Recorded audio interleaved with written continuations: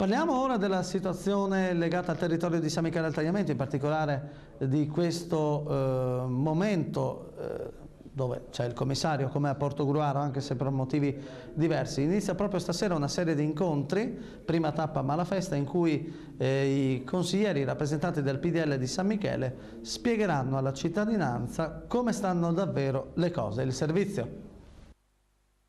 Inizieremo infatti questi incontri e toccheremo tutte le frazioni del comune di San Michele al Tagliamento per spiegare quello che è successo, in attesa di quella che sarà la sentenza definitiva da parte del Consiglio di Stato, che ormai è attesa tra poco più di un mese, il 23 ottobre.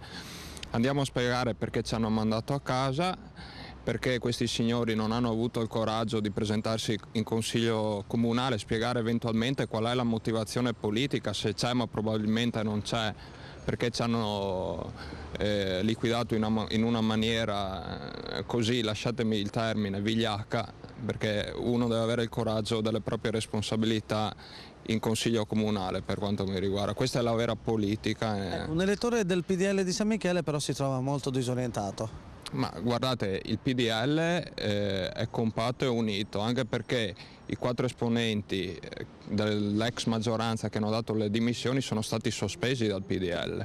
Quindi noi ci presentiamo ai cittadini come PDL Lega Nord.